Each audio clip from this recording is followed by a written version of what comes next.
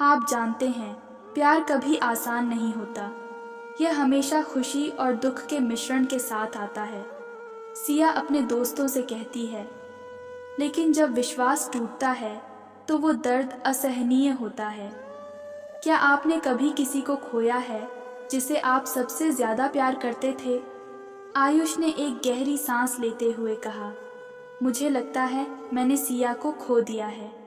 इस कहानी में हम देखेंगे सिया और आयुष का सफर, जो प्यार के दर्द और बेवफाई के काले बादलों से गुजरता है। चैप्टर 1। पहली मुलाकात। सिया एक आत्मविश्वासी और खूबसूरत लड़की है। कॉलेज के फेस्टिवल में उसकी मुलाकात आयुष से होती है। आयुष एक साधारण लेकिन मेहनती लड़का है। पहली बार सिया को देखकर आयुष उसके लिए आकर्षित हो जाता है। फेस्टिवल में सिया की मुस्कान ने आयुष का दिल जीत लिया। वह धीरे धीरे सिया के करीब आने की कोशिश करता है।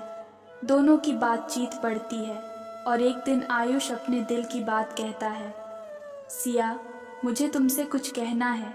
मैं तुमसे प्यार करता हूँ। सिया थोड़ी चौंकती है, लेकिन उसकी आंखों में खुशी की चमक होती है। वह भी आयुष से अपने प्यार का इजहार करती है। मैं भी तुमसे प्यार करती हूँ। धीरे धीरे दोनों का रिश्ता मजबूत होता जाता है। समय के साथ सिया और आयुष का प्यार और गहरा होता है। वे एक दूसरे के साथ समय बिताते हैं, हंसते हैं और सपने देखते हैं। लेकिन एक दिन सिया को रोहन के साथ बढ़ती नज़दीकियों का डर सताने लगता है। रोहन, कॉलेज का सबसे आकर्षक लड़का, हमेशा सिया के आसपास रहता है। आयुष एक दिन सिया से पूछता है, क्या तुम रोहन के साथ कुछ सोच रही हो? सिया की आंखों में आंसू आ जाते हैं, लेकिन वह कहती है, नहीं, ऐसा कुछ नहीं है। मैं सिर्फ तुम्हारी दोस्त हूँ। आयुष को विश्वास हो जाता है, लेकिन उसके मन में एक डर भी होता है। वह सोचता है, क्या सच में सिया मुझसे प्यार करती है? कुछ महीनों बाद आयुष और सिया की जिंदगी में एक नया मोड़ आता है। आयुष अपनी मेहनत से एक सफल व्यवसायी बन जाता है, लेकिन सिया अपने करियर को लेकर असमंजस में है। एक दिन उसे रोहन के साथ पार्टी में जाने का निमंत्रण मिलता है। सिया पार्टी में जाती है, जहां वह रोहन के साथ बहुत मजे करती है। पार्टी में सिया और रोहन के बीच की नजदीकियां बढ़ती हैं। आयुष को इस बात का पता चलता है, लेकिन वह खुद को रोक नहीं पाता और सिया से पूछता है, क्या तुम सच में रोहन के साथ कुछ कर रही हो? सिया घबरा जाती है, लेकिन वह झूठ बोलती है, नहीं, मैं सिर्फ दोस्तों के साथ हूँ। आयुष का दिल टूटता है, लेकिन वह सिया पर भरोसा करने की कोशिश करता है। आयुष की चिंता बढ़ती जाती है। एक दिन उसने अपने दोस्त से कहा, मुझे सिया पर विश्वास नहीं हो रहा। मुझे पता नहीं क्यों, लेकिन मुझे लगता है कि वह मुझसे छिपा रही है। एक रात आयुष एक बार फिर पार्टी में जाता है। वहाँ वह देखता है कि सिया और रोहन बेहद करीब हैं। वह अपने गुस्से और दुख के साथ उनके पास पहुँचता है। सिया, तुम मुझे क्यों धोखा दे रही हो? आयुष की आवाज़ में दर्द था। सिया, जो अब स्थिति को संभाल नहीं पा रही थी, कहती है, आयुष, ये सब कुछ नहीं है। मैं तुमसे प्यार करती हूँ। लेकिन आयुष को विश्वास नहीं होता। आयुष और सिया के बीच बड़ा झगड़ा होता है। सिया अपनी गलती मान लेती है, लेकिन आयुष का दिल टूट चुका है।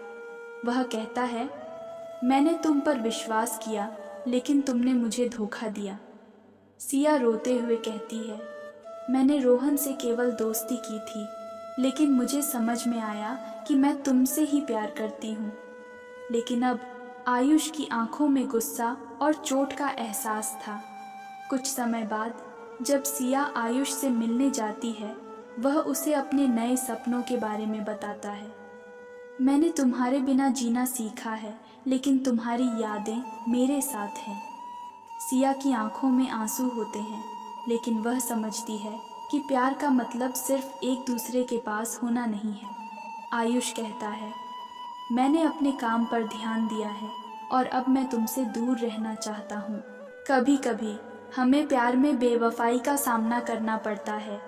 सिया अपने दिल की बात कहती है, लेकिन इसने मुझे मजबूत बना दिया है। आयुष ने कहा, हाँ, प्यार में दर्द सहना कभी कभी ज़रूरी होता है, लेकिन हमें आगे बढ़ना भी सीखना चाहिए।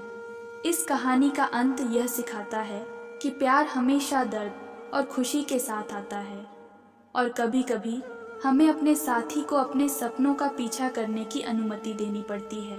अगर आपको हमारी कहानी पसंद आई हो तो कृपया हमारे चैनल को सब्सक्राइब करें और वीडियो को लाइक करें।